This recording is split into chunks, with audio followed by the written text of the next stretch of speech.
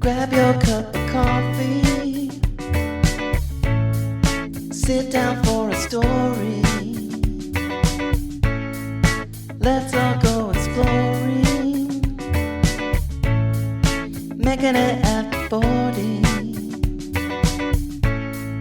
Making it after 40. Making it after 40. Hello, friends. Welcome back to the Making It After 40 podcast. I am your host, Lisa Rodriguez. I am an actor and writer who is still trying to make it after the age of 40. On this show, we explore what it means to be an artist trying to make it as a middle-aged person. I am thrilled to introduce you to this week's guest, Elizabeth Boykewich. Elizabeth, or EB as her friends call her, started her career in casting and worked her way up to head of casting for Freeform. Along the way, she became known for discovering big stars, including Lindsay Lohan in The Parent Trap.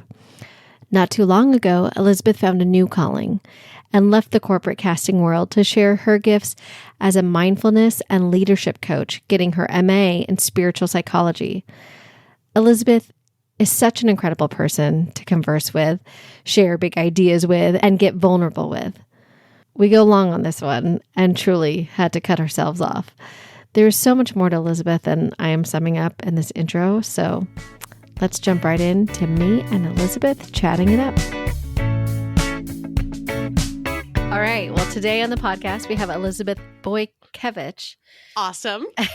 Well done. We practice that. Elizabeth is a cast. Are you still considered a casting director? I do some casting, so I refer to myself as a casting maven. Yes. Well, I think that is most accurate. Elizabeth, her friends know her as EB.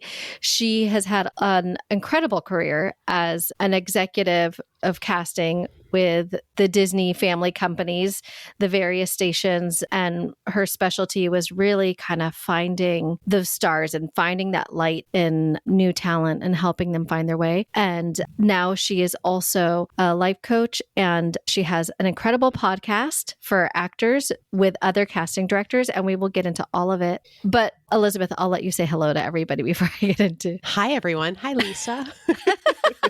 I'm so happy to be here. I am so happy to have you back. So Elizabeth, she and I chatted once before, and we realized we wanted to do it again because when we were done, we really got into some interesting stuff. And we thought, you know what, there's more that we can cover. But I do want to share before we jump into your journey, because I do want you to share with everybody your journey of how you got into casting and how you've been able to use your talent and your, what I like to say, it's like a service that you provide to help in the storytelling element and bringing the right people in to tell those magical stories. One of the things we talked about before was we were talking about how I was struggling with finding the time and the motivation for the podcast. And you had pointed out that I was self-abandoning, which is probably, you guessed it, was a pattern of mine. And making sure that, Lisa has to do it because no one else is going to do it right, or no one else is going to make the time. So it all falls on me, which was completely accurate. And when you said that, it clicked for me so much. And after that, really shifted something in my perspective about the podcast. And I realized in that moment, I was like, oh, you're right. I am abandoning myself. And I promised myself that I wouldn't do that anymore. I need to go back to that promise of setting those boundaries, because the podcast, I had been isolating it as a thing. That's just a thing that I have to do, instead of recognizing it for the little piece of my soul that is feeding my creative soul, and I'm abandoning that little Lisa. And that was I just want you to understand that was so profound. It's truly reignited my passion for this podcast and kind of given me a new energy, whereas I was starting to fall into the slump of I got to sit down and edit, or I have to make time away from my family to do this. And now I'm back to that feeling of ooh, I get to do this. Ooh, I need to make sure I schedule that next guest. Ooh, so thank you so much for that. Oh my God, Lisa, I love that update. I love that update. Thank you so much for sharing that with me. It's so interesting, this idea of self-abandoning. I think so two things from what you shared. It's so interesting how so many of us do it. We don't even realize we're doing it, right? Yes. And I think it is in particular, men do it as well, but in particular to women. I remember years, this is well over a decade ago, I had listened to a coach speak and she was talking about how women have a tendency to self-abandon. And listen, it's baked into the culture. We have to be pleasing. We have to be nice. We have to, sort of anticipate everyone else, right? Yeah. And she used a really funny example that kind of terrified me because it fit me at the time. Women will self-abandon to the point that like we won't empty our bladder, right? We won't pee if we really have to pee, if we feel like it's going to inconvenience anyone else, like to that point. And that idea of like something that simple and physical of how we are self-abandoning ourselves and not taking care of really like a primal need. Yeah. Right. So when I started, that's sort of what sparked self-abandoning for me, whatever this was, 12 years ago, 10 years ago. Yeah. And all of these ways that we can sometimes fall into it. I also loved that it sparked to you. And it sounds like you didn't go down the hole of like, I made this promise to myself and now I'm a terrible person because I didn't keep it up, right? I love that you just were like, oh, this was a promise. I get to practice it. I get to lean into it. I get to notice. I get to pay attention. Yeah. Like that's fantastic. I also really love that idea of like when we can do that, because I think as we go in our whatever you want to call it, our healing journey, our growth journey, our emotional maturity journey, often we'll go, oh, I'm doing this thing that I don't like, and I want to make some moves to transform it. And then we're not compassionate and easy on ourselves, knowing that it's a practice. And sometimes you have to continue to kind of like put it back on track, just notice and make the adjustment, notice and make the adjustment. I see a lot of people go, there I did it again and I'm never going to do it. And now I'm stuck here. And that makes me a terrible person, which is never the thing. So, and I could see your joy when you were sharing that. So thank you for sharing that. I was so happy. And I'm glad that you were able to make that shift for yourself. Yeah. It's been really great. I mean, like even just in like just the regular day-to-day stuff where I find myself like, okay, I have to eat this lunch real quick. Or no, you can slow down, take a real lunch. It's okay. Take a real lunch. The rest of the work will be there later. It's fine.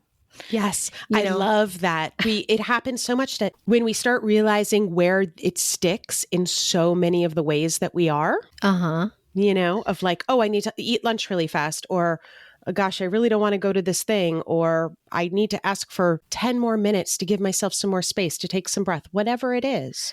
Yeah. Yeah, even with like just taking care of myself and, getting into this new routine of going into the office 5 days a week. I used to be able to walk every day, or, like I always was able to make sure that I like lifted weights. And so like now I really have to be conscientious about the scheduling in order to like get it done and then get to the office. But rather than looking at it as like, oh, this is hard, this sucks or whatever, I'm trying to like reframe it of like, okay, but that's what you need. And like, I know you're getting up early, but you're going to be happy that you did it. And like, that's one of the things that you're doing to take care of yourself and take care of the mind, body, and soul, right? And Lisa, like, that's beautiful, like self-mothering. It's beautiful self-mothering and like self-coaching. That's amazing. The other thing you reminded me of too, like one of the things that I talk about a lot and I notice a lot in people is this, and they say it, and this is one of the things that we talk about. I know we'll get into sort of how I got to what I'm doing now, but I run this Actors Thriving group for young actors with a actress friend of mine.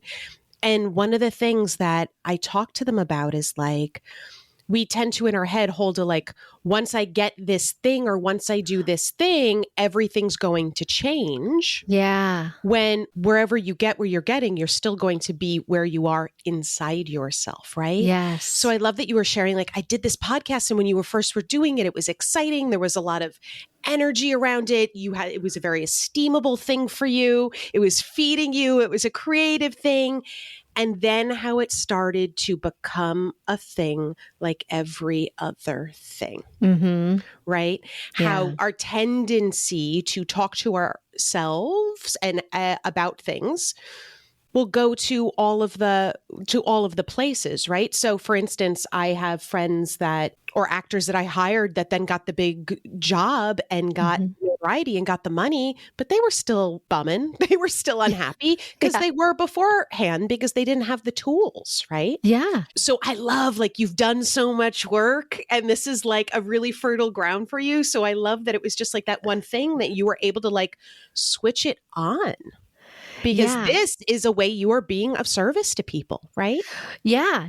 And I mean, this has taken a lot of work for me to get to the place where I can like integrate it that quickly. Because I'm sure I've heard these notions for years and years and years and years. And like, finally, I'm just in a place where I'm able to absorb that and integrate it, which is really refreshing. It feels really good because it's like, oh, this is what everybody was talking about. Well, not everybody, but people who are able to just like be chill. This is what they were talking about. Oh, okay. Right. Yeah.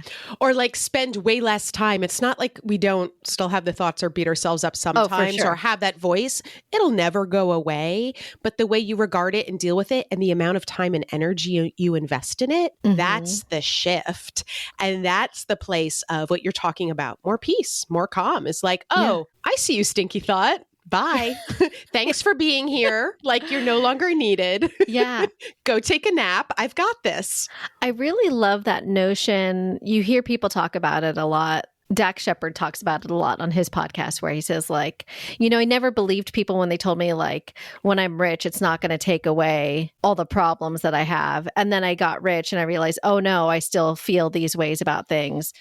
And so like they talk about that notion a lot. And so I'm like really trying to actually listen to like when people say that, like, yeah, like getting the home, getting the job, getting the dream career, getting the money isn't going to take away all of that stuff.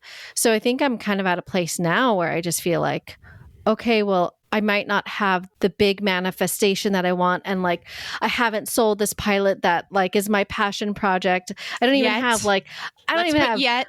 Yeah, right. I don't even have like the representation for that sort of thing yet, or like any sort of professional career. But you know what I can do right now is work on my own happiness. So when those things come, it's going to be like, all right, icing on the cake. Because I already am happy with who I am. 100%. 100%. This is the work. And this is the thing that I talk about a lot too to people is like, your life is now, right? Yeah. And I love that your podcast is for this age stage, right? Uh-huh. I think most of us can look back in our 20s or early 30s and say like, oh, I was just waiting to get there. Yes. For something to happen, right? Like I was waiting to get there in the relationship to allow myself to be happy. I was waiting to get there in my salary or in the job or on the trip, or that we put it outside of ourselves, and it's not outside of ourselves. No, it's doing not. The work inside allows us to really enjoy and devour the things that are on the outside. Right. Well, I mean, I've done so much training and all this stuff, and I'm still not booking, and I still don't have the thing. So I think the common denominator is me. So I'm like, all right. Then I guess there's like other inside work that I need to do because that's not, like try something different. Right. Listen, it also could be, I think a lot of us think our journey is going to go one way where it's going to be the thing. And then there are other, like this podcast, the things that you are producing, the things that you are doing, right? We want it to look one way. And I think there's something about also pulling the strings of where things are happening, working towards the goal. Yeah. And then also same thing, enjoying and making bigger meals of the things that are happening. Yeah. I have a really, there's this excellent casting director who's become a dear friend. And we talk about this idea of, remember one day she said, like, when do I arrive? Meaning like, when do I just arrive? Meaning like, when is it done? When is it okay? When do I not have to work anymore? When is everything just going to be on cruise control? And we laugh so hard because life is a constant arrival. Every day is an arrival, right? Every day is a something else to do, or that you get to explore. It's not like we get the job or get the money or book the show. Yeah. And everything else just kind of like goes away, No. Yeah, that's exactly right. It's just like a constant journey. And that's what makes it exciting. That's what makes it exciting. Yeah. And all of the inner work is, I think, what can make your experience and your relationships so much richer and filled with more grace and filled with more ease and just, I think that's the real work. Yeah. And I'll say, we'll jump into your journey, but I will say it's not a pretty road and it's not an easy road. And there's a lot that you have to kind of like dig through and get through the muck and look at your own, shadow, your own ugliness, the, like painful points. But when you get through that, like you get to the joy again, and it's worth it. So if anyone out there is considering like doing some deep dives on yourself, it's ups and downs, but it's worth it. Yeah. And I agree with everything you're saying. And I just want to challenge the way you say it too, right? Because the part of it being like, it's not pretty. And yes, it's not wrapped up in a bow. But I think one of the things that also, for me, as I started the work, that made it more painful or more challenging was my misunderstanding that I was supposed to have figured it out, that I was supposed to be perfect, right? Yeah. That it was supposed to be different, actually added a layer of more struggle, more pain, however we want to talk about it, right? So it is worthwhile work. And you're right, it's not a walk in the park, but also it's the human experience, right? We are we are lucky to be here. Yeah. My meditation teacher is this fabulous teacher named David G. David J.I. David G. I was at a retreat that he did once, and someone in the group was sharing, she was just having such a hard time with her mother-in-law, right? It was her mother or mother-in-law, I can't remember. And just having like such a hard time. I mean, a nearly universal, everyone can sort of relate to this. And she was saying, I just hate when she does this or just hate when she does that. And he kept saying, evidence of presence. And she'd say, but then she also does this. And he was like, evidence of presence. And I love this idea of evidence of presence, meaning the fact that there is a little bit of struggle or there is something that's going to call us forward to have an uncomfortable conversation, right? Those things are evidence of presence. I am not a parent, but here's a bad example. I'm sure there's times when there's a teenager in the house and you're like, ugh, I can't wait till I don't have to deal with this attitude anymore. And then I know from my own parents, when they first became empty nesters, my mom was like, when are you all coming home? Right? This idea of like, again, that life is now in the evidence of presence. The things that we have, the things that we do have are also beautiful. Yeah. I like that. Yeah. That's great. Thank you for explaining that. I feel like I can go on another tangent, but I want to focus back. Please do. I think that's the problem is we'll just go on tangents all day long. I think you and I can like go on so many tangents and I'm like, okay, no, Lisa, stay focused, stay on the path. So why don't you tell the audience a little bit about your journey and how you became a casting director and what that experience was like? Because I think a lot of people don't really understand what casting directors do and like the talent that is within being able to be a casting director, because it's like kind of very ethereal to like be able to know what's going to be the right thing. I love that question. It's a really big question. I'm going to do my very best to answer it. And you are, I guarantee you, going to have to get me back on track because I will tangent all day long about this. I can talk about this all day long. So I grew up on the East Coast. I'm originally a Jersey girl. I was lucky enough to grow up in a house with parents that were sort of very engaged in life. They loved the arts and music and books, and it was a very sort of deeply Catholic household, but they also were very into the creative arts. And so I grew up surrounded by that, right?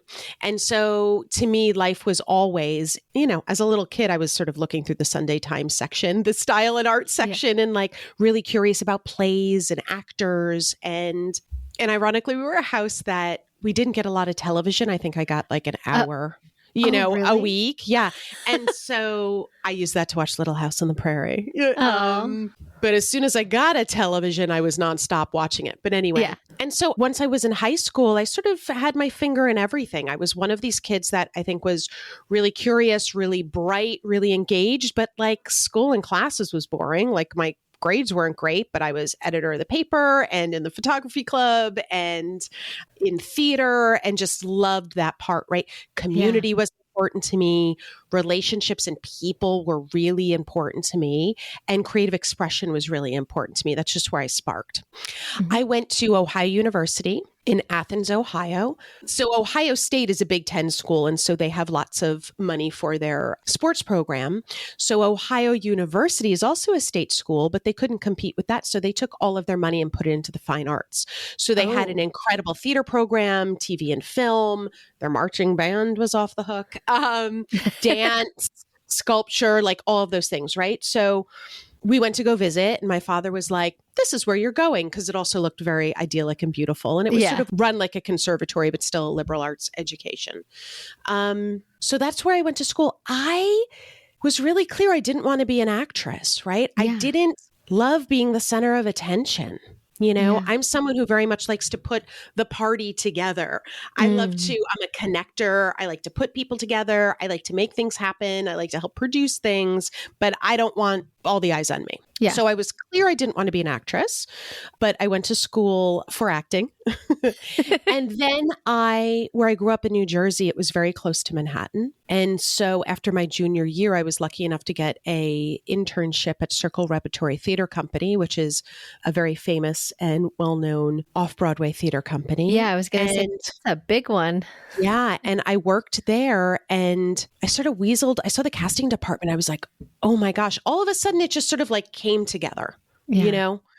And I was like, oh, I want to be there. So I weaseled my way into the casting department somehow and started interning there. And it was one of these things where everything comes together at once. So I was working there. I was loving it. And Circle Rep was putting up plays. At the time, they had just done a play. Can't remember what it was called, but it was Olympia Dukakis, Louis Zorich, and John Cryer. And they did that at a little off-Broadway theater. And they were also doing weekly play readings of incredible plays by incredible playwrights, right? Yeah. So, and because they were so well known, there were all of these beautiful actors and actresses that would just come and do play readings, right? In the way of like being an actor is a blue-collar job. Yeah. In some ways, right? Of just like, you are a crafts person, you roll up your sleeves, you dig in the dirt and you do it, right? So like Cherry Jones was coming in and doing readings, you know, actors of that ilk. And I couldn't get enough. I knew how lucky I was to be there and sort of witness it. While I was there, the casting director left to go take a better paying job, and they had a play coming in and they said, will you cast it? And it was a big break. I had no idea what I was doing, really. Yeah. Trial by fire. I cast it. I helped cast it. And I said to my parents after that, like, can I finish my senior year in correspondence? I found what I want to do. Yeah. And I'm getting the experience to do it now. So it sort of took off from there. Casting, which a lot of actors don't know, is also very much like acting where you're freelance. You're a jobber. You go from job to job to job to job, right? So after I was at Circle Rep, they had lost some funding, so they'd closed down for a little bit. And all of a sudden I needed to find something. And I got an assistant job working for a woman who's still working, who's amazing, called Bonnie Finnegan. And she had Paramount TV at the time. She was doing all of the New York casting for all of their pilots. So we were bringing in all of the incredible New York actors to put them on tape for the pilots. And this is still when we were, putting the big old VCR tapes in and taping them, right? So all the Broadway people, all the incredible New York actors that were there, we were taping for like every big Paramount produced pilot, as well as it was the first season of Spin City.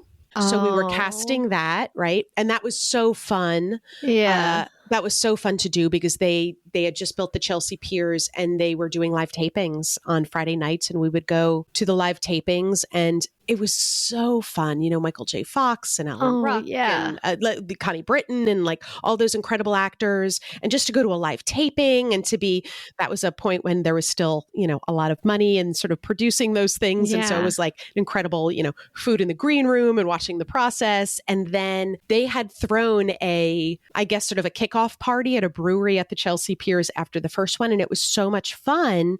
And people had such a great time that they would do a party after every single taping too. And there were all these young, incredible comedy writers on that too. And that was Bill Lawrence, right? And so that was an incredible way to sort of just get that experience and learn and sort of like be in the thick of it. And I was just an assistant, but it was incredible experience. And then I worked around a little bit. I did a stint helping cast Late Night at Conan O'Brien. And that was great because that filmed at 30 Rock. And that was when Conan O'Brien, they would need casting for every episode because there would be something called Clutch. This was when Clinton was in office. And so Robert Smigel, who's an incredible comedian and writer, that's when they would do the faces and they'd have comedians do the mouth, and like Conan would talk to these quote unquote famous people. Or we'd have to cast, I don't know, at like 9 a.m, it would be like, we need a 90-year-old woman to dress as the devil to be in this thing, and can she be here at 1 o'clock?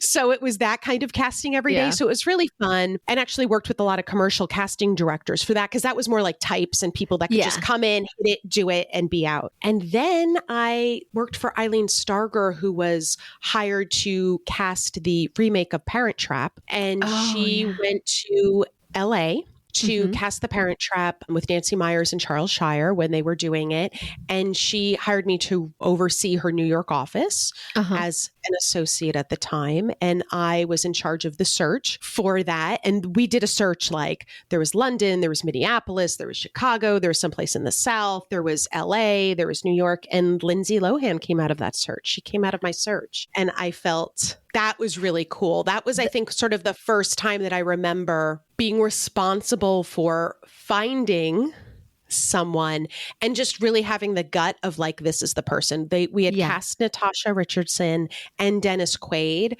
and there was something about Lindsay. We flew like 6 girls out to LA to test opposite Dennis Quaid. And I just remember like, this is his kid, right? Sort of the sort of sassy American one that we needed. That was Lindsay. And I also remember my boss at the time said to me, I'm really excited about the test, but the one who isn't going to get it is Lindsay. And I just thought, you're wrong. You could feel it. Yeah. Sometimes you can just feel it. It's like there's a click, right? And this is what you were talking about, sort of the ethereal sense. This is what I say, like casting directors, we all have a little bit of a witch in us. We all have a little bit of a Merlin in us. Because of course we have to be knowledgeable about actors and the process and technique, but we're also sort of party planners, right? But then there also is, especially when I was at Disney, the age range I was working in, which was early 20s. It was a lot of people that it was their first big series, right? First series regular job, but then also just knowing the feeling of the click of like, this person fits that role. There's so many different things that go into casting, but there is also this extra spidey sense that every casting director has of that's the person for the role. But the other thing we're also paying attention to is we also have to know who we're working for, meaning the network, the studio, the director, the producer. There can be actors that we're like, we love them, that's who we would cast. But then knowing who those people are going to respond to too, right? You can have 4 incredible choices. for the role. So you're casting the role, but you're also casting the family, and you're sort of casting for the entire particular ecosystem of each job too. There's so many different things to consider and that we are aware of and that our spidey sense is working on when we are casting something. Well, that's why you pointed out that Dennis Quaid and Natasha Richardson had already been cast. And that was like an important part of Lindsay being the one, is because she fit Dennis's energy, vibe, whatever, family, like that just felt. Yeah. Yep. She fit into that. Yeah. Totally. I mean, also she had that spark. Obviously, she went on to like do so many wonderful things with Disney. Yes. So like who was going to be this young person that had the spark, a word I hate, but let's use it because it works. Yeah. Who has the spark and who makes sense and who you go, oh, that is the daughter of Natasha and Dennis. That's who that is, right? There are some very famous movie stars now who I read as little kids for that role, who didn't get it or didn't even get that far. And that's not because they weren't good. They're incredible giant movie stars now. They're incredible actors, but it wasn't the right thing for that particular family, you know? And I hear so often actors, it's a conversation I have often with actors of like, well, but what was the thing I could have done different? Or, you know, they really liked me in the room, but I didn't get it. So there must have been something that I could have done different. And no, I mean, listen, for some actors, yes, you need to be doing more of your work. You need to have learned the lines. You needed to be pleasant in the room. There are like all of these no nonsense things about an auditioning actor that we want to make sure that are in place. But if you're auditioning, when you're auditioning, you are there to show them how Lisa Rodriguez would do this role, period. Right. Yeah. And then they would see how Elizabeth Boykewich would do that role. And then they would see how our mutual friend Brenna Sanchez would do the role. Yeah. And we could have all killed it in our expression of the role. But then at the end of the day, they're going to pick who makes sense with the rest of the ecosystem. Right. Yeah. And it's not like Lisa could have done something more like Brenna. You know? No. Yeah. And casting director, what I want to see is Lisa give me 100% what Lisa is going to do in her committed, alive, engaged audition, because that is the person that I am going to continue to bring in. Yeah, because I think that's exactly what it is. Like when they say that you book the room is like, okay, well, you showed up and you showed your most authentic self. And so now when the role that is the Lisa role comes, they're going to bring you back to come read for that Lisa role, because that one might actually be the one that you're meant for. It wasn't that other one. 100% Lisa. And look, this is the other thing is like, we know the casting witches, the casting I love that. I love that the casting so much, by the way. know, like all the time I'll talk to casting friends. We're also a community, right? And they'll go like, oh my God, you know who gives such a good audition? Lisa Rodriguez, right? Or a role is going to come up that you're not exactly right for, but you're going to be submitted and we're going to go, I love what she does. Let's see, right? Yeah. Let's give her the shot, because there's also the dark horse that can happen in the process where a lot of times there will be a role where they think they know what they want. And once you bring it in, it's not quite working in the room, or, oh my gosh, no, this is funnier. I recently cast, just pre-strike, this fabulous little comedy called Cooper's Bar. Actually, the second season is premiering on October 11th. We are taping this a few days before. It's on AMC Plus, so people check it out on AMC Plus. Okay. But there was a role of a assistant. The role was named Cassie, and it was basically a network assistant, right, at a big TV studio. And she's juggling coffees and like trying to keep everyone on task and bringing people back and forth for auditions. And she has a lot of like funny business and little throwaway lines. She's in multiple episodes. This role could have been within an age range, any type. It could have been male, female, non-binary. And we read, in this case, they wanted us to read women. We cast a wide net. And there were so many fabulous auditions, but the ones that it came down to, there was one woman who was, I guess what you would think of as more typically like Hollywood young executive, young, trim, attractive, long dark hair, sort of like sharp type A on it, right? Yeah. And then there was another woman who is actually British. She played an American who's much more charactery, kind of wild curly hair, can just play it. Another word I don't like, but we're going to use it. Plays it more quirky, right? A little bit spacier, and also physically very different from the other.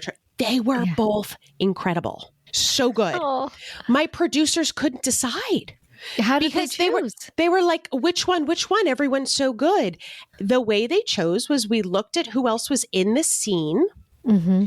And then it was like, oh, I guess this choice is just going to feel a little funnier with the other people that are in the scene. That's it, right? And they both would have been funny. They both would have been terrific. Both of their auditions were wonderful. And I will be calling both of those women in again and again and again when I do other casting jobs, right? Yeah. And so it's interesting as an actor, I know you're told like, you can be doing a good job or you just need to win the room. And even the way you sort of said about yourself, like, well, there must be a problem because I'm not booking, or maybe there isn't right now. Yeah. Maybe you're making fans and you're doing all your work and the thing just hasn't come and the job just hasn't happened yet, right?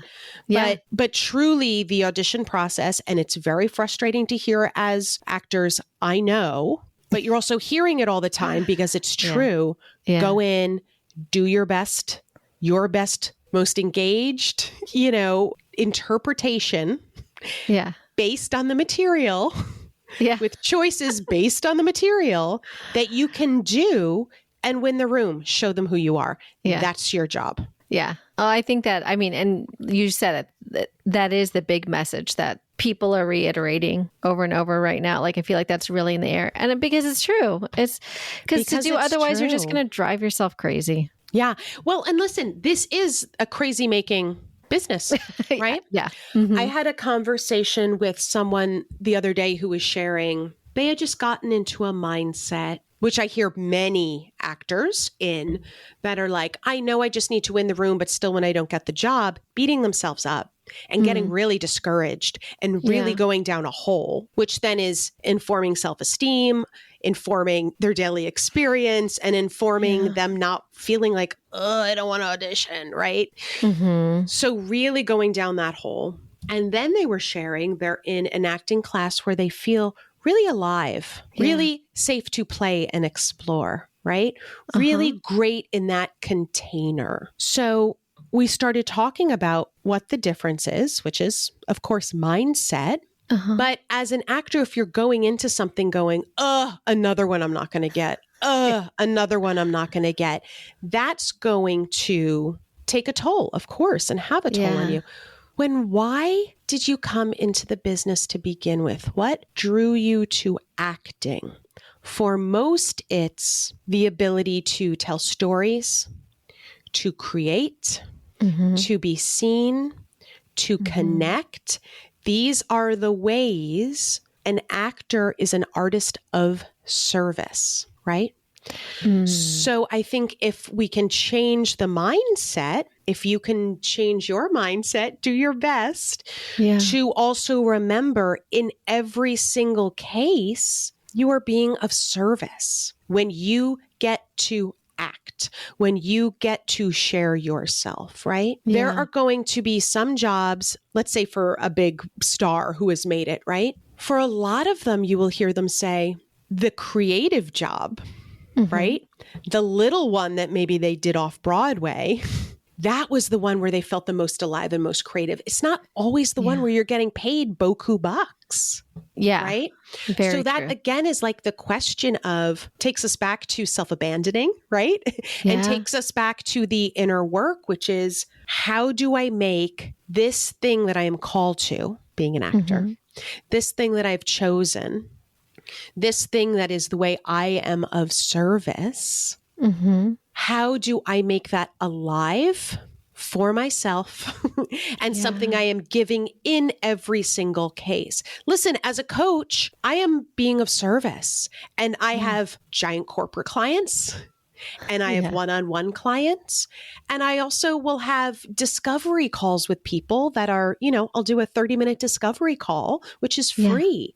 I am being of service and getting juice in every single one. I have some discovery calls where it was a free half hour where I feel fed and excited. I don't go, oh, that one wasn't good because I wasn't getting paid. Yeah. Or the client decided that it wasn't the fit, right? Yeah. So I think when we can do these, when we can sort of shift our perspective to make more self-supportive and self-honoring decisions around the way we're showing up, it's really, really helpful. And listen, it's natural to feel bummed out about not getting the job. I'm not trying to toxic positivity anyone out of what the experience is. And I also think that beating ourselves up is also an unconscious choice and is not doing you or anyone else any favors, and is also not the truth of what the experience is. It doesn't serve the bigger picture at all. You talk about, just to put it in terms of storytelling, they say when you're writing a script and you're having to cut things out, it's well, how does this line further the story? And if it doesn't, then you just got to cut it out. Yeah. They say in script writing, you have to get so specific. So every line needs to help further the story. If it's not, then it should probably go. So if you could think about that in terms of your career, your goals. I love that example. How is this furthering my story? How is this furthering my experience? How is this serving me? How is it making it better? Yeah. And if it isn't, cut it out. Yeah.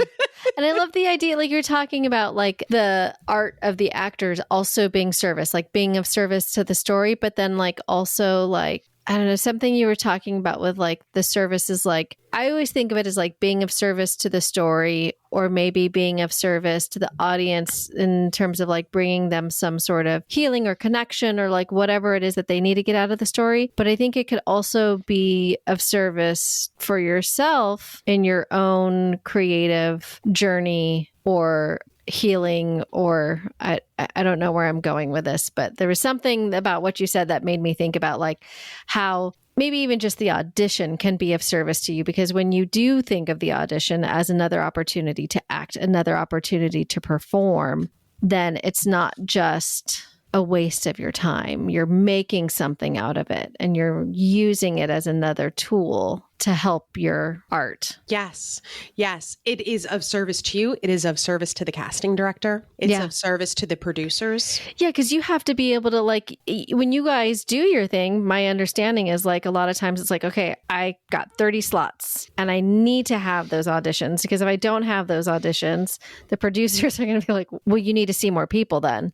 So it's every time you come in, you're of service to the whole process. Well, and even in a deeper way of just filling a slot, for sure, when we're auditioning for a role, we're finding it as well. Mm-hmm. And often the writers and producers are finding it as well.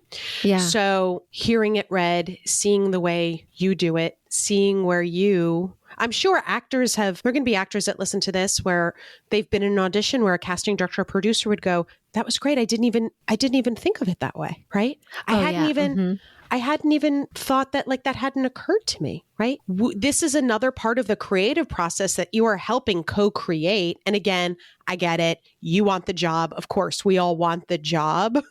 We don't want to be the person helping give them ideas and not getting the job. But the fact of the matter is, you're helping co-create this project and product and story by your interpretation as well. I mean, it's sort of I used to say to young actors, I think also very much acting and auditioning, it's kind of like dating. We've all had bad dates or relationships that didn't work out, or dates that were fine, but just not for us. But we also learn from those how to show up then in the relationship that you do choose, right? Yeah. I'm sure you're a better partner now because of the relationships that didn't go the distance, right? Yes. The lessons that you did take from those about what you want, how you can grow, how you can do better, how you can, right? We're co-creating. So if I had like, you know, a really crappy boyfriend at one point, that taught me a lot and helped me co-create the relationship I'm in now. Yeah. Well, I think that's like such a significant statement to the co-creating, because to me, like what I take away from that is like, it's not about you. Like, you guys are all here working on a project together. Stop making it about you and what you're going to get out of it and your audition and am I going to get the job? Like, stop.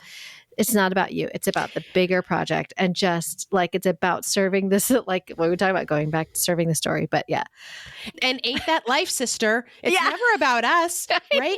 When we're in the most pain, when we're suffering the most, it's like, because we're making it about us. Yeah. Mm-hmm. Yeah. I really like that. Was a good takeaway for me. I hope other people appreciate that too. I love it. So that was a huge tangent. So anyway, from New York, I wound up moving after Conan and working on a couple movies there. I came out to visit LA, just sort of knew it was such an instant thing. It was like, I came for a weekend to visit friends. I was off the plane and I just knew, I felt in my gut, this is where my life is going to be. Like, this is where my next big chapter is.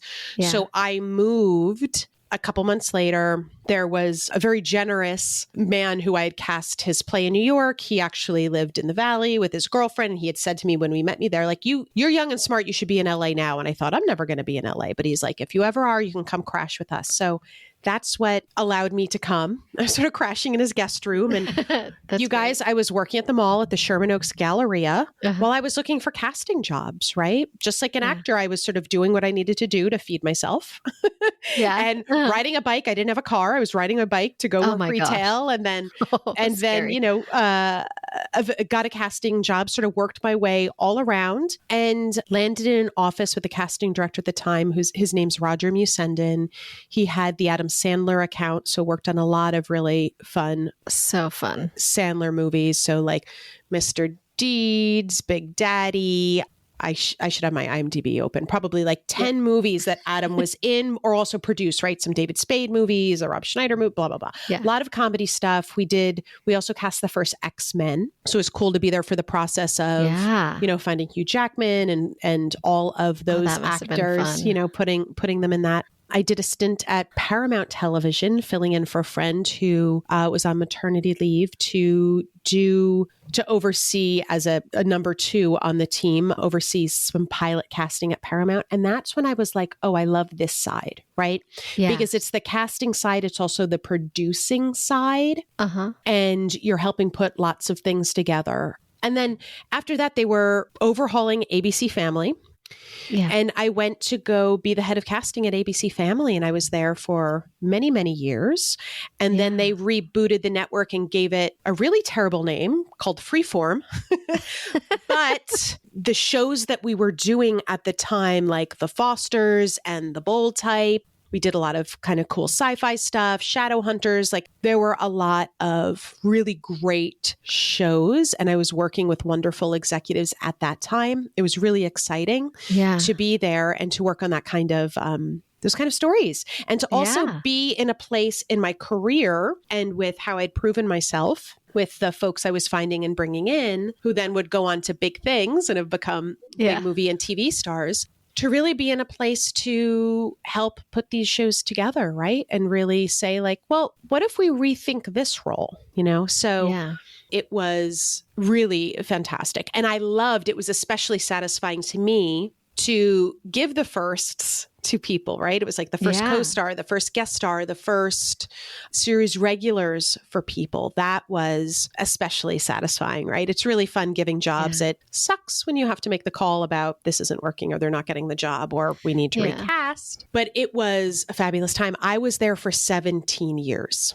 and really became known as the person who would find the next big people, right? So I'd cast someone in a pilot and like ICM, CAA, William Morrison, Deborah would descend on them because they were going to be the next person, right? There was a big movie executive at Fox and he would call me all the time and say like, who's new? Who do you got? Right? To put them in those movies. So And that's what it sort of was my vision when I went there. I was like, I wanted to be a place.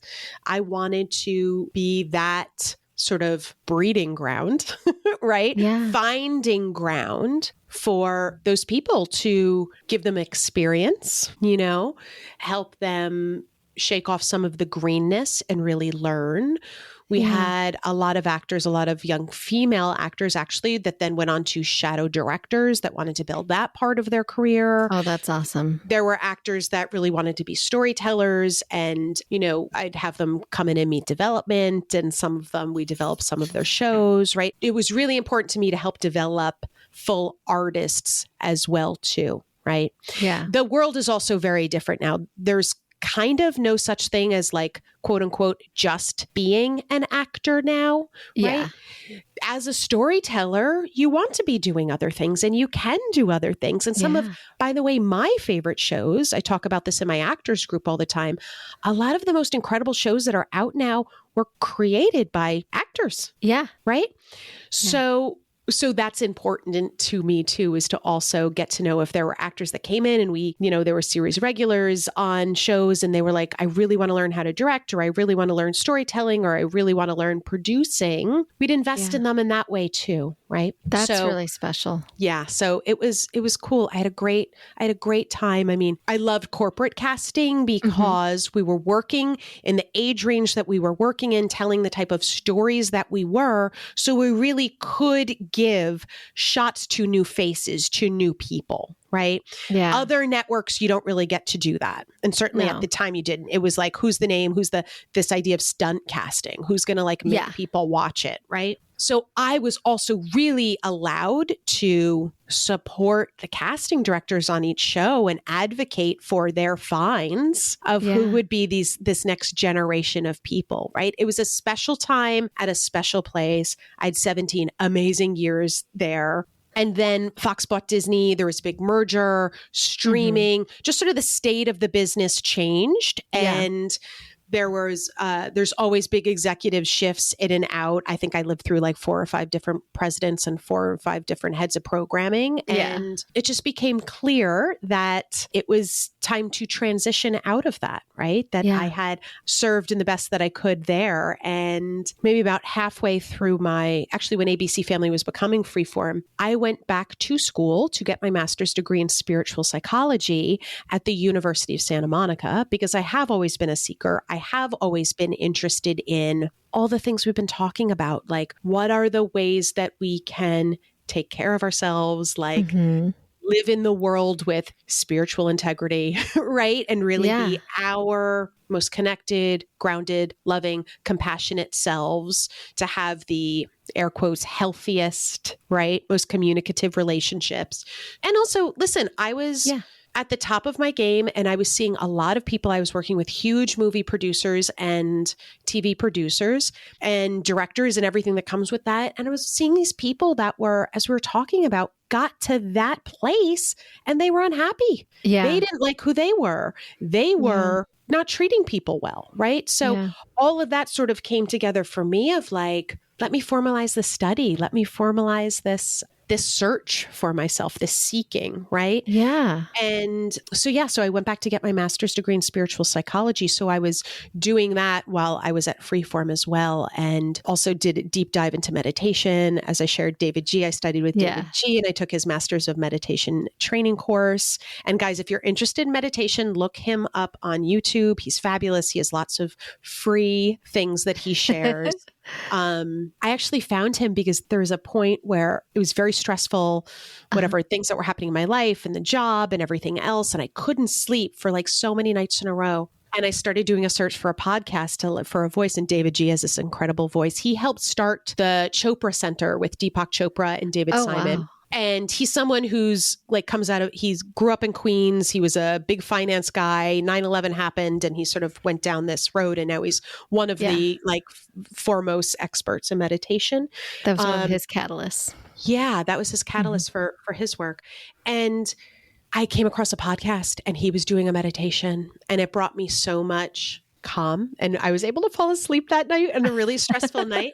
So I went down a little bit of a rabbit hole about him. And then he's actually in Carlsbad, California, and he comes up and teaches at Unplugged, which is a meditation studio in Santa Monica. Okay. So that's how I sort of was, getting to know him, and then did a couple retreats with him. But that's really a really good tip, because I know that there are plenty of nights where just like the anxiety is just keeping me up, and I'll use some CBD, and the CBD will often help me relax, but sometimes my nerves are just so afraid it's not enough.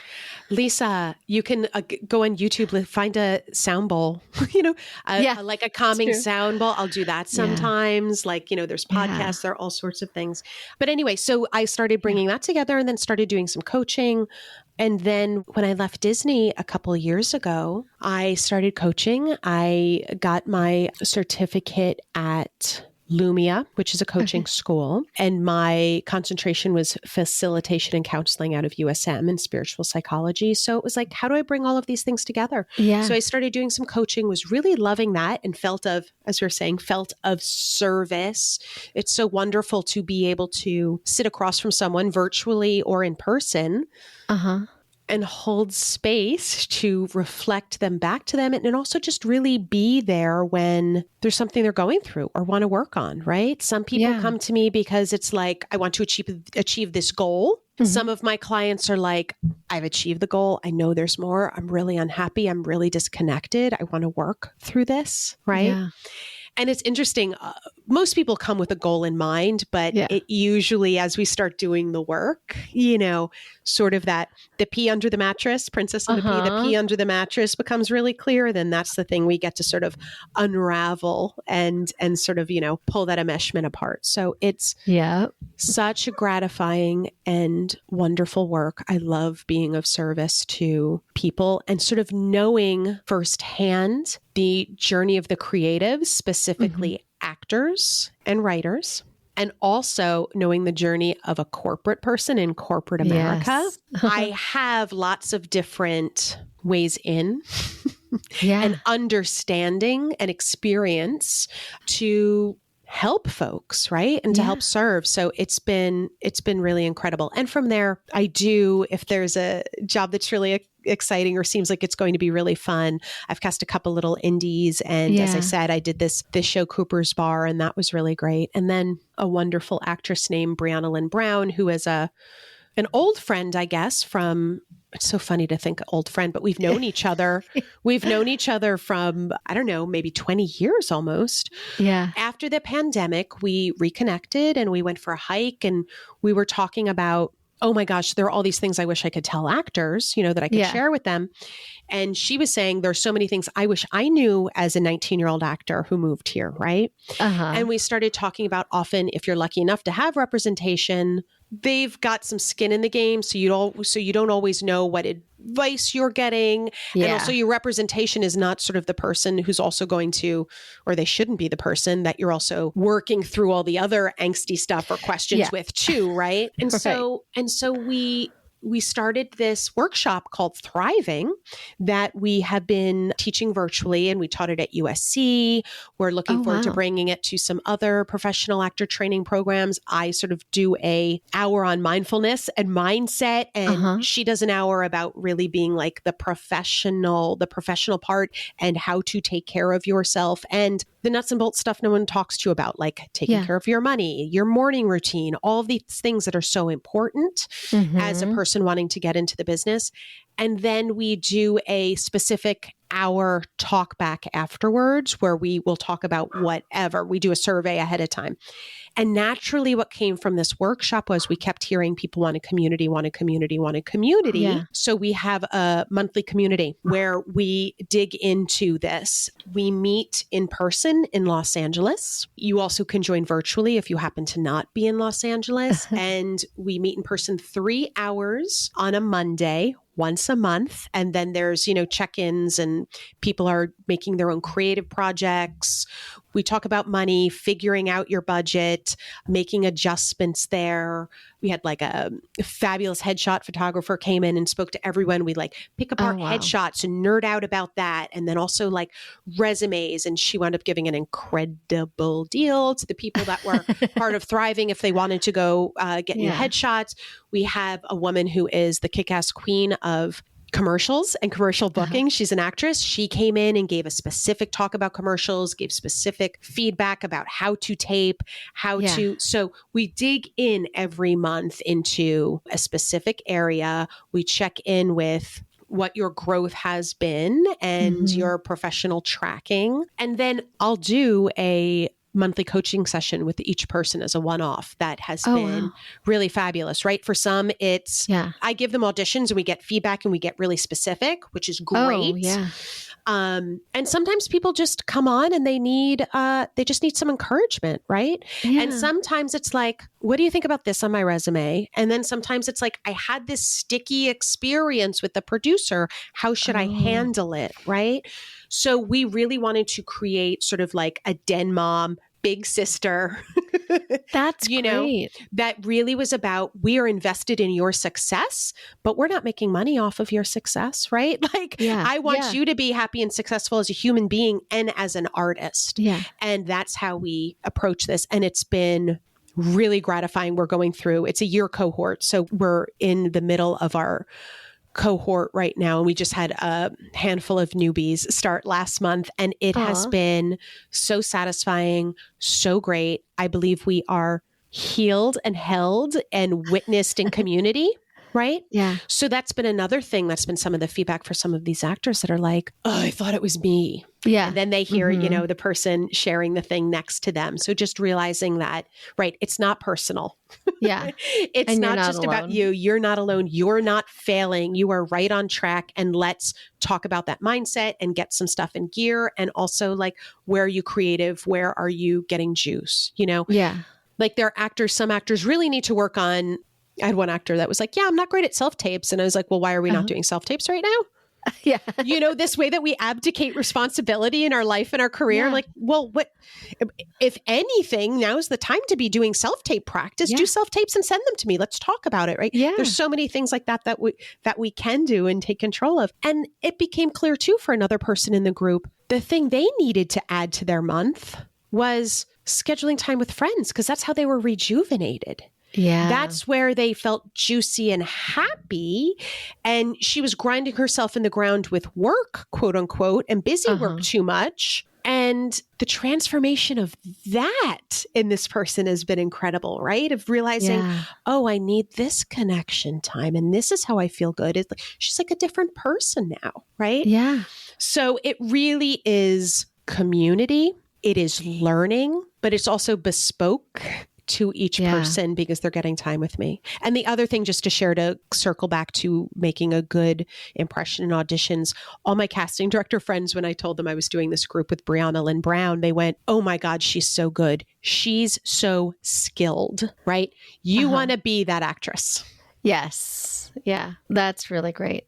Well, one of the things that you said, I really love that you started out by bringing it to these acting schools or these professional training communities, because I know from my own experience of getting my BA in theater, there was no support network for how you now go and take your diploma and make a career out of it. Yes. It was like, figure it out. Good luck. And some of us moved to New York and some of us moved to LA, and a handful of us are like working, and a lot of us just like found other career paths. Yes.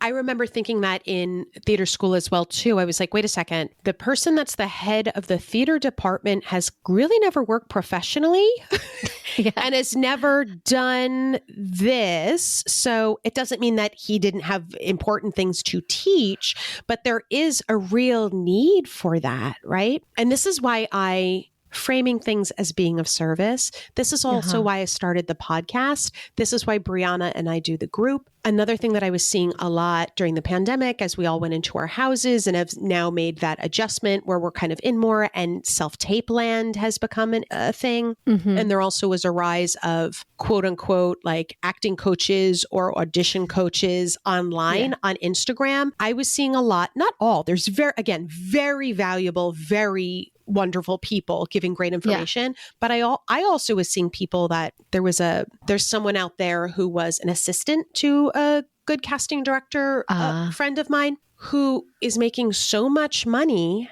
as like an acting / audition coach. She doesn't have the experience. She doesn't have the skills. She wasn't in the room and she's charging people, right? So for me, that's why I started the podcast, because last year I woke up kind of this time, right? It was early fall this time last year. And I was like, how can I be of service? What skills, what unique POV do I have that is of service to people? Yeah. And kind of the answer I got back was start a podcast. I was like, really? Like we need another podcast in the world? But I was seeing so many people sort of making money off of information that should be free to actors. Yeah. Right. And at the time, there's now actually more podcasts with casting directors, which is awesome. But at the time, there really were not podcasts with casting directors. A casting director would be like on an odd actor podcast, but usually the actors didn't know really what to ask or how to talk. And also casting directors as witches, right? And also what our job is, we're used to being and want to be not seen and not in the center, right? So I was able to, because I had such great relationships with other casting directors, because I speak the language, because I had hired them, because I have been in the trenches, I was able to get casting directors on the podcast who normally wouldn't, right? There were a couple that were like, I always say no to this, but I'll say yes to it for you because I know... Because I know sort of your intention is in the right place and there's not going to be like a gotcha thing or to get someone to say something that then, for listeners, that's not going to be helpful. By the way, that I don't know, there's like a weird culture that's going around right now with actors where they want to blame casting directors for like all the struggles that they face in the industry. And I do not understand it. What? Well, look, how is that helpful? Anyway, I think another tangent. I think too, and this is a tendency. I think, I certainly hear there are some casting directors I see on message boards that complain about agents or actors that have bad attitudes too, right? This sort of feeling of againstness or putting ourselves in the victim place. And like it's them outside of me that's making it bad or making it harder for me. So I have a lot of compassion for that. And it's also kind of not the thing, right? It's like you were saying, like, how is this actually limiting me, right? If I'm going into with like againstness and anger. And so much of this business and so much of life is about discernment, right? Yeah. That's the other thing that I talk to my group about is Brianna often will have a different opinion about something that I do. The way she approaches her life and career is different than I would necessarily, and they both work. So this is what I also want people to know is like using your discernment, what works for you. Let's gather the information, let's learn, and then does that resonate for you? Like, let's experiment with it. Is it good for you? Is it not good for you? Right? So, so everyone also needs to take responsibility for their lives and how they're moving through the world and how they're building their career. Absolutely. Yeah.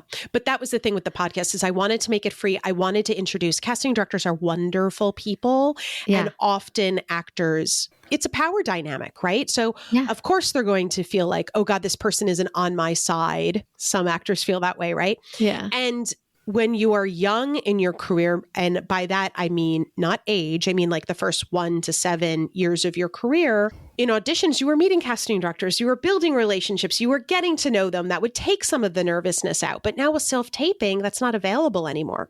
So with the podcast, I was like, I want to have a forum where casting directors can introduce themselves. You can hear their journey. You can hear how similar a lot of the things that actors deal with are to casting directors. The information is free.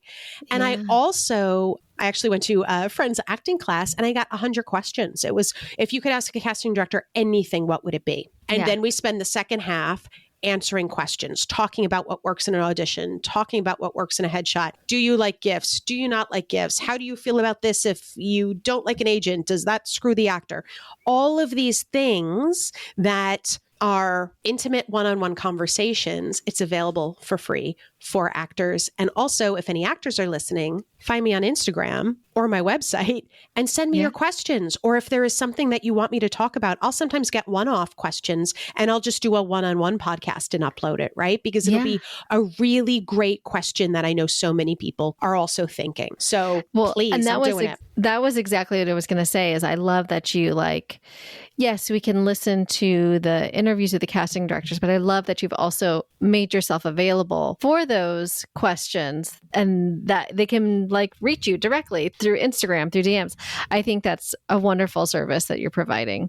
And I'll have like, obviously I've been in the business for a long time. I have a lot of actor friends. I have a lot of artist friends. And sometimes, I'll get a phone call that's like from a dear actor friend that will say like, hey, my agent said such and such, but that doesn't feel right to me. What do you think? Right. Let's talk about it, or the calls that are like, this is one of the pieces of advice that I cannot hammer home enough, right? I was really upset about this thing, or I'm not feeling seen, or I feel like my agent is ignoring me, or I didn't like the way that was. So I wrote them. This is always the 9 p.m. or the 10 p.m. phone call. So I wrote this thing and can you look at it for me to send? And it's always like, nope. Like, yes, I'll look at it, but we're not sending it tonight. Yeah. Send it to me. Do not send until I get back to you. Exactly. And also like, I am a full proponent of in life, write the email, write the thing, write the diatribe, keep it in drafts, get it out, put pen to paper, right? Type it. I think it's important to express it, but that message doesn't always have to go to the person. Like, let's get clear on how you're feeling and then figure out what we really want and work back from there. Yeah. Brianna always says, and I think it's true, right? For a lot of actors, you spend so much of your early training, all of your training in emoting and being emotional and being present and being alive and being in the passion, all of the time and energy spent in learning how to access that is not what helps you be a good business person. No. Right? Or is not what helps you be a good citizen on set. Yes. Yeah. You have to have some self-awareness. You have to realize like, okay, that's fine for your character, but right now I need you to be here with me. And I saw it so much in my casting executive days where people would get a show when they were young in chronological age, and they got too involved in the drama and the gossip and really kind of ruined things for them and ruined their experience and also built a reputation, right? Yeah.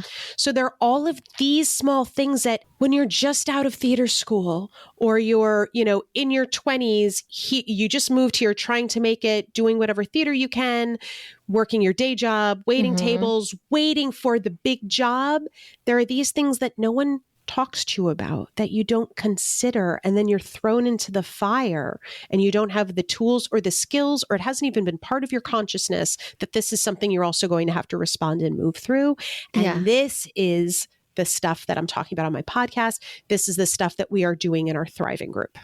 I think she put it in her book. Jenna Fisher, it might have been an interview. She talked about how when she got to do the John C. Reilly movie where it was that like supposed to be like Johnny Cash and walk the line or it was something playing with those words. John C. Reilly told her from the start, like, hey, this is summer camp. We're all going to have a great time. We're going to be friends. It's going to be cool. But when it's done, we're probably never talking again. Like you have to remember, like, so I know it's going to feel like this is special and we're all bonded. And he was just trying to set her expectations. And she was so grateful. She's like, oh, yeah, because I know like I would feel that way. Like, oh, yeah, like we're all like super tight now because we did this movie. And like, because he had all the experience of doing so many movies, he did her that favor and just took her aside and was like, hey, I just want you to know this is going to be like summer camp. When camp is done, we all go back to our lives and there's going to be a letdown. Yes. Yes. Yeah. And it happens all the time, right? And yes, if that is your first movie or your first series, that can feel, again, personal and really hurtful, and that's something too that Brianna talks about, right? And you go away to set and you still have your life here. right? Yeah. And so also even that consideration of which parts we're putting our energy in and how you are investing in what your expectations are and how you take care of yourself emotionally and your connections, right? Yeah. There's just so much to this that people don't talk about that's really important. Yeah. Yeah. This has been so special. Like, we have gone on for so long. We could go on for another couple hours. I know. I don't want to wrap it up. I know we do have to wrap it up, but I do want to ask you about, like, you talked a lot about chronological age and youth versus like the being young in the industry in your first couple of years. And I was wondering what kind of advice or what do you see for the middle-aged actor? You know, like for someone like me, even though like I've been acting forever, I haven't built a full career yet. I still consider myself in those beginning stages. So what do you see for those actors? Like, I have my own ideas of like why there are advantages to coming back to it, but I'm curious what kind of advice you would have for folks. I love, love, love this question. And also that you picked up on that. Yeah, I'll say young, meaning in your career. There are all these places in our lives. It's having beginner's mind, this sort of Buddhist way of being, or if, lots of people take yoga, practice yoga, this beginner's mind. And there are also all of these studies, Lisa, about growth mindset or fixed mindset, right? Fixed mindset, meaning it has to be this way. I have to, that sort of like tight perfectionist, like againstness. And growth mindset is, I think, very similar to beginner's mind of like, and this idea that we talked about, always arriving. I'm always arriving. So there's so many places in life that I think this applies to. And yes, being middle-aged and going back into or just getting into it. I hope and I challenge myself to have a growth mindset and to have beginner's mind about many things. Yeah. And I think when we are at the age stage that we are, it can be especially challenging because that's when the monkey brain comes in and says things, I'm guessing, like, oh, you're too old for this. Oh, you haven't made any headway. Oh, why are you wasting your time? And that's because you're saying to yourself, well, I'm in my 40s.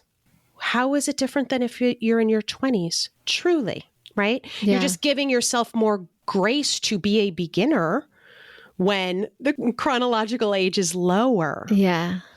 So I guess my first piece of advice is my advice for most things. Slow it down. Be compassionate and be curious about what you're saying to yourself. Right? Yeah. Again, as an artist, we are of service. So this idea of I'm in service in my audition and how you are being of service with your podcast, of service in all of the different areas of your life. I think it's really about shifting the way you're looking at things and how you're holding yourself. Yeah. If it brings you joy, if it feeds you in any way, listen, in growth and beginner's mindset, a lot of times it's not everything isn't joyful because it's growth. Like some of growth is painful and some of it's like, ugh, didn't do great at that. Let me make that adjustment. I had some learnings. Let me try again. Right. Yeah. But I think this is all about how we are holding ourselves. If it feeds you, if it brings you joy, why would you not do it? Why would you not invest in it? Yeah. Now, I would say too, to any actor of any age, I think especially for any artist, any creative, but especially for actors, I challenge everyone to slow it down and to get curious about why, the why for you of acting, right? And really being honest, and there's no wrong answer. But often there is a blind spot for people that are chasing an acting career. And by saying chasing, I mean when we're sitting in sort of like the victim seat, the powerless seat, why aren't you picking me? Because there's a part of us that wasn't seen, that wasn't heard, that didn't feel important, that didn't feel loved. And that's the part that is running the show of chasing the acting career. Yeah. Many of us did not feel seen, heard, valued, loved as young ones. Yeah. And then that is our invitation and opportunity to see and love and care for that little one and our big one right now and our and our middle age one, right? Yeah. So, and I think then that also helps shift once you are paying attention to that need, to that little one that is knocking real hard on the windows and you're ignoring that. If that's the one that is chasing the acting thing, we've got to spend some time with that one and love that one and integrate that one. Yeah. So that you are able to make the shift of really leading and moving through your acting career as your grown up, sovereign, right, adult that you are. Yeah. So we often have unconscious needs that are running the show. And that's usually when we are experiencing a lot of upset and anger and pain and resentment in our creative lives. Yeah. You know, Julia Cameron in The Artist Way. Did we talk about The Artist Way last time? Yeah. We did. Yeah, we did. And I love that book. That book is regularly brought up on the show. Yes, of course. But also because it's the truth of it, right? She has you do morning pages to like get the, you know, it's like turning on the faucet and getting the rusty water out, you know, until it runs clear. Morning pages is practicing, is listening to yourself, is giving voice to all of the unconscious and conscious things that are running the show, that to get back to the creative, right? And I love how she talks about our creative as a child, right? The other thing she has you do in that book and that 12-week course is a weekly artist date, right? Yes. And on the artist date, it's you take yourself on a date by yourself. So it could be go see a movie, go see an art exhibit, go sit in the park with coffee, right? Yeah. And you don't have to spend money to do it. It's not something that it has to be like big or blown out, right? Yeah. The dates I enjoy the most are the ones where real time and real connection is spent, right? And she talks about that you're creative as a child. And so your artist date is just time with the child. What did we want when we were children? Like the attention, you know, the undivided attention and the being cherished and being known and told we were important by the energy that was expended and being with, right? Yeah. So I think all of these things are important. They are never not true at any life stage. I'm just better at them now that I'm older and have practiced them. I wish I was doing them in my 20s, right? Yeah. But they apply as much now. So someone in this midlife stage, what is the thing that feels good, that brings you joy, that makes you feel fed, or that is esteemable? Because again, it's not always joyful things. What is the thing that's esteemable? You know, I've heard people going to, what is it called? I think it's Toastmasters, where they're afraid of public speaking and then they'll go, or they're good at it, they want to get better. Toastmasters is a group that meets and you give speeches and get good at extemporaneous speaking, right? Yeah. That's an esteemable thing for someone who is not great at it. And that may be like a growth edge for you. So I think midlife and where I find the most joy is like being curious about where my growth edge is, being curious about the thing I don't want to look at or don't want to be with or feel scared of, and being compassionate and just stretching into it. Doing the little 3-foot toss into it, right? That how do you eat an elephant one bite at a time, right? So I would never say midlife, like, no, don't do it, because there are many actors that actually are well-known that did start midlife, right? Yeah. Dennis Farina, who's no longer with us, is a wonderful actor, right? He was a cop. He was a Chicago cop. Yeah. And I'm going to be an actor. And he had a fabulous career and worked with iconic directors and gave beautiful performances. So yeah, what is the thing that's exciting to you that you've always wanted to do? Yeah. I had a mother who always wanted to be a lawyer, but she raised 4 kids. But the deal was like, I went to college, my freshman year of college, my mother went to law school. And she became an assistant prosecutor in an incredibly tough county and had a great career midlife on until retirement, because that's what great. she always wanted to do. And so I believe it's also like, but by the way, if it's baking cakes that bring you joy, that's great too. If it's doing this acting career and really learning as much as you can and continuing to grow as an artist and as a human and deepening into it, do that. Yeah. But I think be honest about what you are hoping to get from the thing that you are investing in. And if there are some places that need some love and need to be seen, be there with it. Yeah. And then continue to go after the thing you want to create. Yeah. Yeah. Yeah. That makes a lot of sense. I think that's some really solid advice. I do a lot of that too, like sitting with the why, Yes. you know, especially as like life shifts and, you know, taking on the new job and responsibilities. And I've lately just thought, well, maybe you just need to go back and do some theater and just go back to that. Let's go back to that, because that's where you first found the love, and see how you feel after you do that. Or maybe just go take some voice lessons again and see how you feel after you get to sing on a regular basis again. And Lisa, when you think about like those two specific examples, when you slow down and just think about those, which one feels light and exciting and yummy to you? The voice lessons, because I don't have to do it like I can just go do the voice class and then do it on my own. Right. Yeah. That's also like the answer. The answer too is we get to like the example of the young woman that just actually needed more connection in her life, and that made her a better artist, right? Yeah. Sometimes it's about taking the lesson. Sometimes it's about doing the play. Sometimes it's about producing the thing.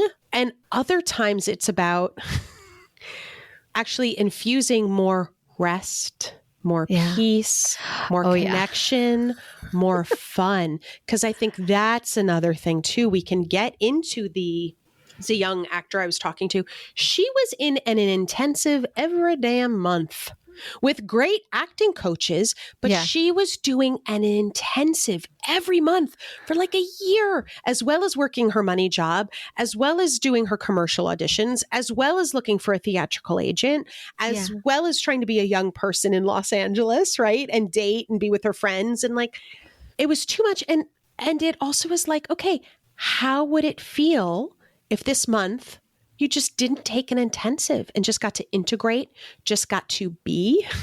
Yeah. And it felt really panicky to her because she also grew up in a place and was sort of a doer, right? Yeah. And she did it. And at the end of the day, that was like one of the best, most fruitful months because she just had time to relax, right? When we're also so disconnected from what you just did, like feeling into when we're disconnected from our feeling sense and our intuition. Because it's crowded with the to-dos and things and the panic and the monkey mind of like, and then I have to take this class and then I do this and then maybe I'll make this connection and maybe this acting teacher will recommend me to an agent and I really don't like my agent. Wait, should I stay with my agent or should I dump them? Or what about this manager? Do I need an agent and manager? When do I get a lawyer? Right? How did you get the transcript from my brain? Right? Well, I've been there. I do the podcast. It's so funny. I had one of the ones I did recently, there was someone that did our one-off thriving workshop and he wrote me an email and it was something about like, what was it? Oh, the question was about, he was far down the road on a project when it all shut down for strike, right? And hopefully the project was going to come back post-strike, wasn't sure. But also he didn't love his agent that he was with and just didn't feel like they were doing a good job for him. So it was sort of that question. It was like, but if I have a different agent, if I change agents and then this project comes back, does that mean that they're not going to be able to find me because of my agent? And blah, blah, blah, blah. All of this crazy monkey mind stuff where it was like, wait, stop, slow it down. The agent that sent you in on the job, whether you are with them or not, if you go back in and you book it, they're commissioned, period. Yeah. Right? Yeah. And also, why do you not have like a personal email up with SAG and with and on IMDb, right? A direct contact, a safe and direct contact for that people that can find you. But also, I just mean to say there was all this worry about things that he couldn't control because it was like, well, if I change agents, then is that going to make me look like bad to the casting director if the project comes back? And just like all of the stuff he was I'm sure spent nights making himself crazy about. And that's why he emailed me. That's how I know that, because I have been doing this a long time. I have lots of actor and artist friends, and this is what we do, right? Yeah. It's easier for us to be in sort of to not deal with the thing and make it about something else. Yeah. Yeah, for sure. Oh my gosh. Yeah, I've been there. Well, we should wrap it up. So I'm going to jump into my last question. And I know you answered this when we talked before, but I don't remember your answer at all. I also don't remember the question. So it's going to be brand new for both of us. What does making it mean to you now versus when you were younger? So what does success look like to you? Success looks like liking myself, loving myself, of course, but liking myself, trusting that no matter what comes up, I can handle it, that my life is for me, that the experiences that I go through is all for my betterment and growth. Success looks like yummy relationships, right? Being with friends, being in a place of, acceptance of self and acceptance of other, right? Yeah. Those are the places where then I can feel more joy, where I can be with myself and liking myself. I didn't even know that was a thing, and how much I disapproved of myself in my 20s, right? And in my younger years, and how much struggle there was, and how much unwinding of ways of being and ways of thinking that, came from the way I grew up, right? And also probably just came from sort of my tendencies as well. So being able to slow down, like myself, and trust that no matter what happens, I'm going to be good, that there is more joy. I think, if you're on Instagram, we've all seen that meme that's like, there are people that you haven't met that are going to love you, right? Yes. Yeah. And that too, that like, every year for me, I just feel like I make more wonderful, deeper connections with people too. Yeah. So with new friends and with ones that I've had for 25 years that I've been here, right? But success to me is absolutely like, it's the inside job. It's the liking myself, the esteemable acts that are going to push me forward, that continue to help me grow, right? Yeah. Grow myself as a person, grow myself as a partner, grow myself as a friend and as a coach. Yeah. Right? And as a mentor. Those are the things to me that like really, it's like what success feels like. It's not what it looks like. We all know what it looks like, what we think it looks like. I think for me, my journey into this age stage has been like what it feels like. What is the feeling state? What is the experience, right? Yeah, I agree. I really like being in my middle age because I'm with you. I like myself a lot better. Yeah. I should have liked myself more then, but that's okay. I've done enough work. I should have loved myself more is what I'll say. Well, I'm a big fan of this agreement that we don't should all over ourselves. Okay. Yeah. Because also when you say that, what does that mean? I think the wish that I wish I had experienced this level of self-acceptance and love and like when I was younger is different than you kind of shooting on yourself and holding yourself to an expectation of information you didn't have or skills you didn't have and capabilities you didn't have. Yeah. Yeah. I hear that.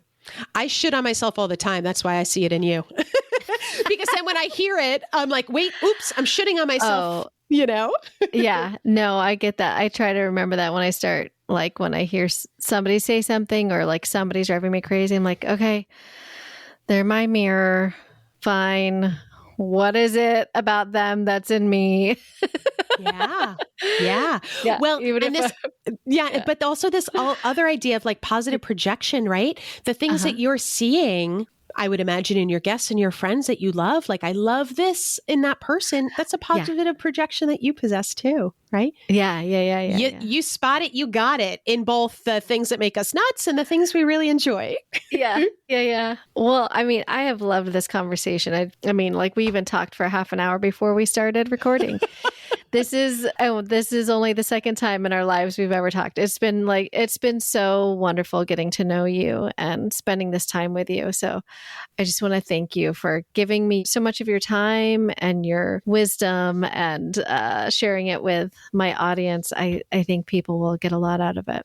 I thank you so much. This has been a wonderful conversation. I really enjoy our time together. Me too. And thank you for putting this out in the world. Thank you for having these conversations. Thank you for sharing yourself in this way. I think it does so much good. It absolutely does. I think so. And if anyone, I know you'll share it in the notes, but if anyone wants to find me, that was going to be my next question. I am in lots of places, but my website is THEEB, my initials, EB.co, C-O, VEB.co. And there you can find links if you're curious about Thriving Workshop, if you're curious about the podcast, if you're curious to set up a free discovery call with me. I would love to assist and walk alongside you as we explore what you can create and support in your life. And yeah, that's where you can find all of the things that I am doing right now. And I would love to hear from you. Awesome. Yeah, I highly recommend. Go check out her website. Follow Elizabeth on Instagram too. That's a good spot. I love your stories. So yes, I try to. I curate, during the pandemic, I was curating sort of a lot of thought, things to make you think and positive affirmations and just information. And I got so much feedback from my friends that was like, thank you so much. I needed this. This really helped me. Or, oh, I hadn't thought about it that way. So I definitely stay on curating the stories. I love doing that. So yes, come follow me. Good. All right. Well, thank you again, Elizabeth. It was so nice. I'm so glad that we had this time together. Me too. Thank you all for listening to this week's episode. You can follow Elizabeth on Instagram at the.eb.co or check out her coaching services and actors group at theeb.co. And don't miss her podcast, Off Book. You can listen on Spotify or Apple. If you're enjoying this show, don't forget to rate, review, and subscribe wherever you listen. And please share the show with your friends. They'll thank you for it, I hope. Word of mouth is the best marketing. Be sure to follow the show on Instagram at makingitafter40, the number 40. And to catch up on what I'm doing when I'm not podcasting, check out my Instagram at Lisa Rodriguez. Thank you all for listening and have an excellent week.